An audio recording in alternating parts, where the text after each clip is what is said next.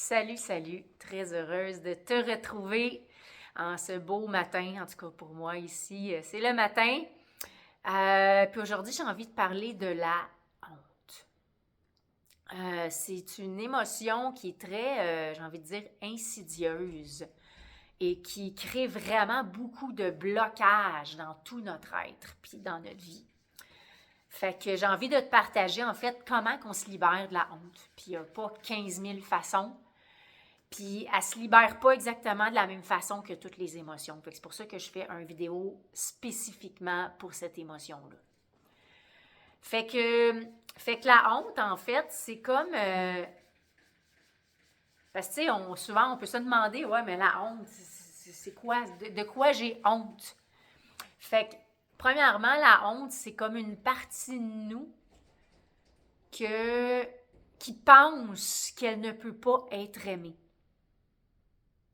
Puis je vais te donner des exemples. Je vais te donner un exemple de qu'est-ce de mon vécu à moi, puis comme l'impact que ça a eu dans ma vie de pouvoir de libérer cette honte-là que j'avais autour de cette partie-là de moi. Donc, c'est une partie de nous qui croit qu'elle ne peut pas être aimée. Fait que où est-ce qu'on peut la retrouver? Tu sais, ça, là, ce que je vais nommer là, ça peut être des pistes pour t'aider à identifier peut-être dans ta vie des choses que tu pourrais avoir honte. Fait que tout ce qui touche les secrets,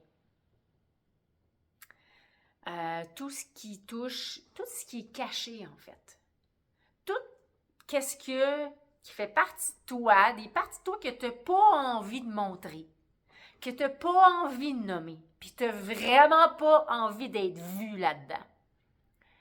C'est tout ce que tu veux garder caché puis que tu veux vraiment pas qu'on te voit. Ça, c'est parce qu'il y a de la honte autour. Fait qu'on a de la honte, là. Parce qu'on va se le dire, ce que je viens de nommer là, il y en a beaucoup. Puis il y a beaucoup de honte dans tout ce qui touche la sexualité. Honte, tu sais, tout ce qui touche le plaisir, tu sais, tous nos élans sexuels, nos fantasmes, les choses qu'on a envie d'expérimenter dans notre sexualité. Il y a beaucoup de honte autour de ça, des choses qu'on dit, ben là, ça, je peux pas aimer telle chose. Fait qu'il y a comme... ouais, c'est ça. Je veux juste te donner des pistes, je veux pas trop aller dans le détail, mais je veux juste te donner des pistes pour que ça t'aide à repérer dans ta vie à toi où est-ce qu'il y aurait des couches de honte à défaire. Puis il y a beaucoup de honte aussi dans des choses qu'on aurait faites à quelqu'un, comme bourreau, si on veut, qu'on a fait quelque chose qu'on a honte, ou dans le sens inverse, des choses qu'on s'est fait faire, comme par exemple les abus.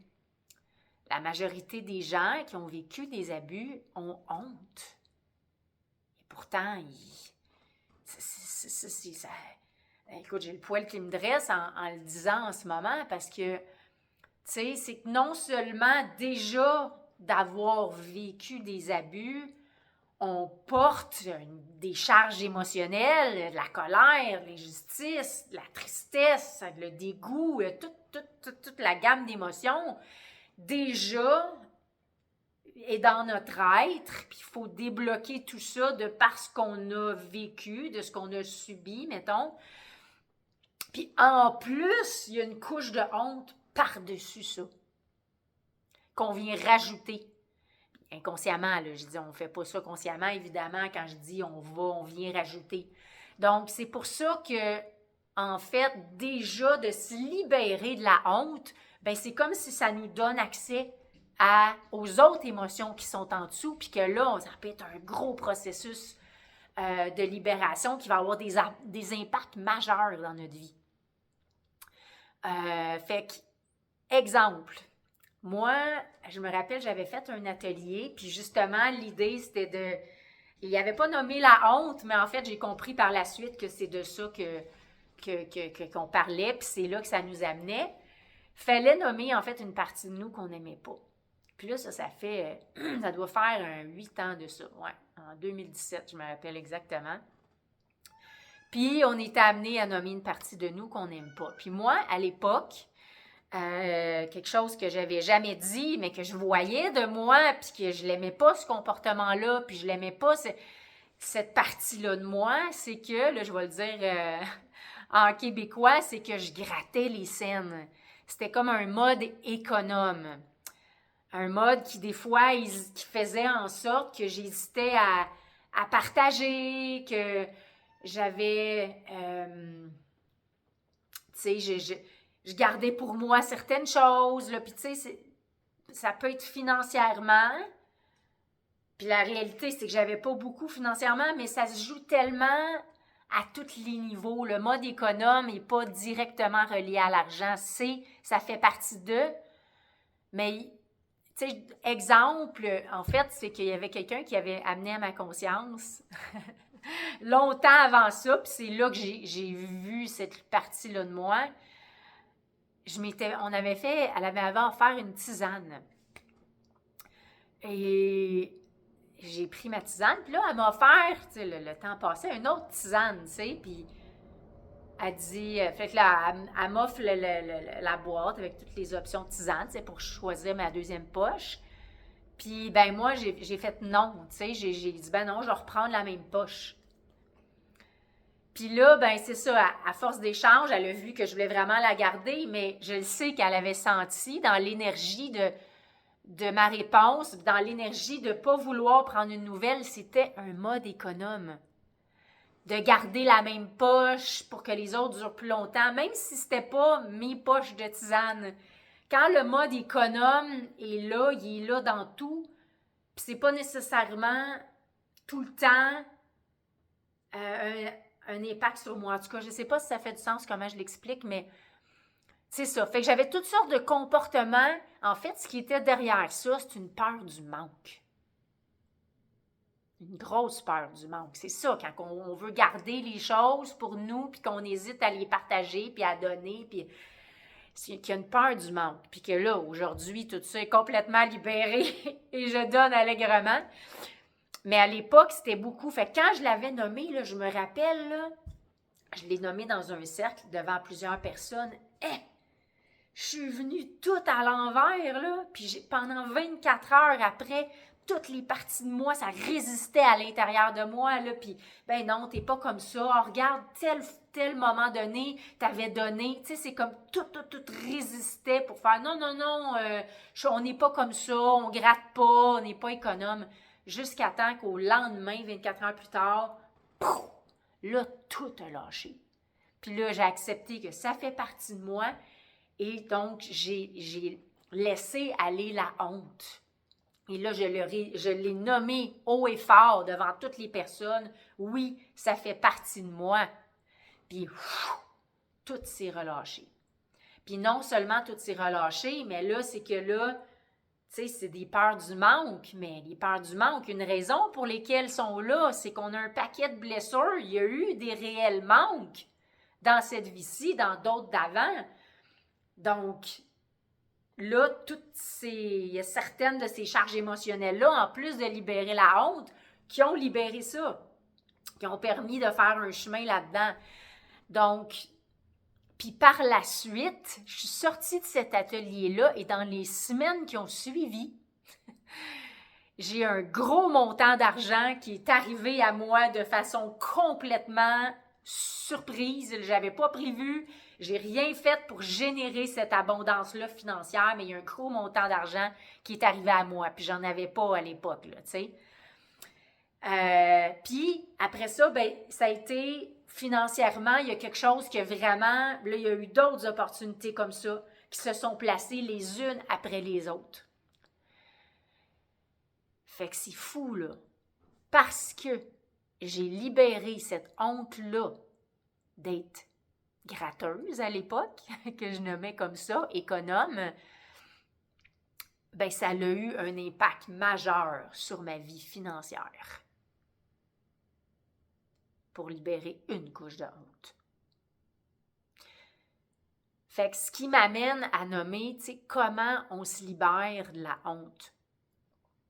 Comme j'expliquais dans mon exemple, c'est qu'on doit en fait, trouver une personne, premièrement, trouver une personne qu'on sait, qui va être capable de nous accueillir dans le non-jugement.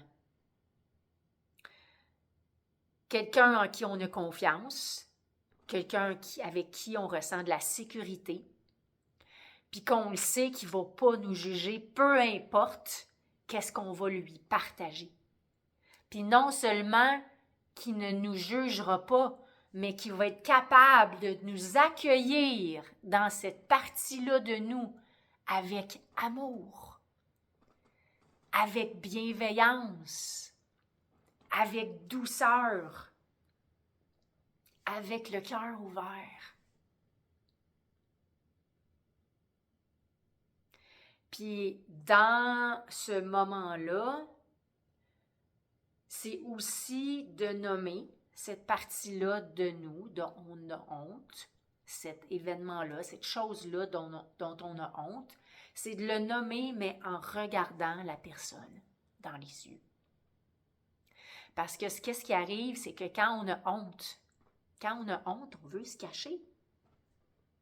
Puis naturellement, tu vas le remarquer si tu fais l'exercice, c'est qu'on a tendance à baisser les yeux et à ne pas regarder l'autre personne dans les yeux quand on est en train de partager quelque chose qu'on a honte.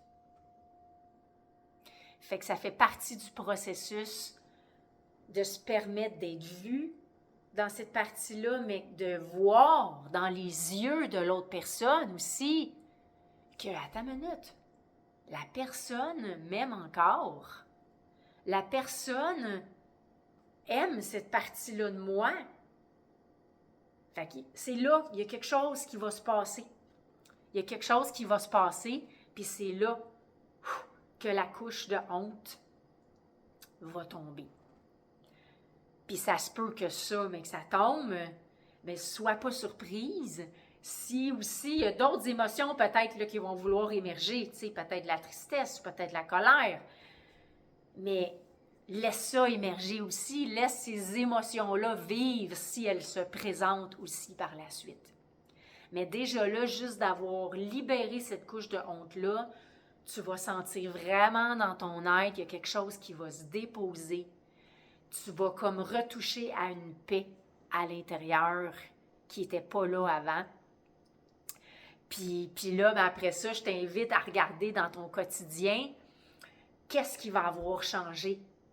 Parce que à chaque couche, puis ça c'est valide pour la honte, puis toutes les autres émotions, hein, toutes les émotions bloquées dans notre être, les émotions, les blessures émotionnelles, tout ça qui est bloqué dans notre être, dans notre corps physique, dans notre corps énergétique, mental, émotionnel, tu sais, tout ça est bloqué, bloque tous nos corps.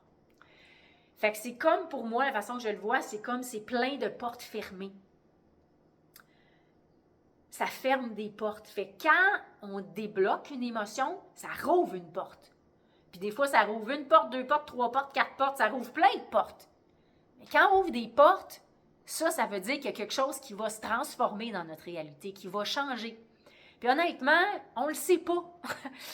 On le sait pas où, quoi, quand, comment, qui va changer.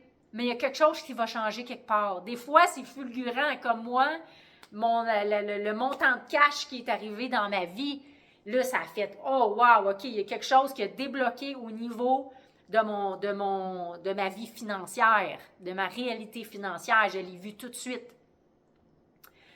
Mais ça peut arriver à plein niveau, fait qu'on ne le sait pas. La couche de honte, de l'émotion qu'on débloque là, on n'a aucune idée où est-ce que ça va avoir un impact puis comment dans notre vie. Mais ça a un impact à chaque fois. C'est pour ça que moi, c'est ma spécialité de libérer les émotions. Parce que ça fait 20 ans que je fais ça, que c'est mon but. Puis c'est pour ça que maintenant, je vais aider les gens à devenir autonomes à le faire. Parce que moi, plus que je le fais, à chaque fois que je le fais, je vois une transformation dans ma vie. À chaque fois. Fait qu'au bout de 20 ans, à libérer une émotion, une autre blessure, un autre ci, un autre ça, mais là, ma réalité aujourd'hui, c'est que toutes mes sphères de vie sont extraordinaires. C'est ça, la réalité. Fait que c'est ça que j'ai envie de te dire. Tu sais, les impacts sont majeurs. Fait que là, je checké, je m'étais fait un petit papier pour être sûre de rien oublier, là.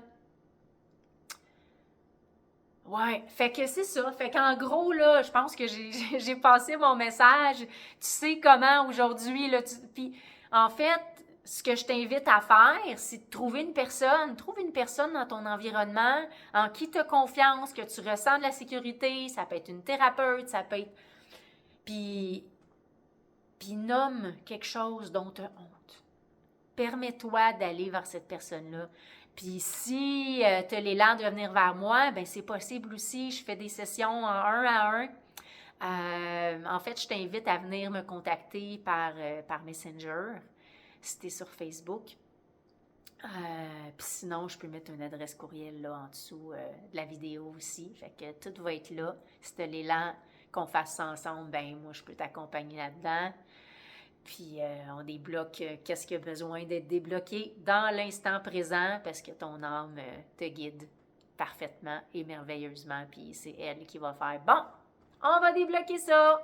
Mais si tu ressens l'élan dans toi que ça fait hey, oui, il y a telle affaire justement que j'ai honte puis que je porte en moi puis que ça fait comme là, je suis prête à laisser aller ça, ben viens me voir puis on va libérer ça ensemble. Alors, sur ce, je te souhaite une magnifique journée puis de belles libérations. Bye!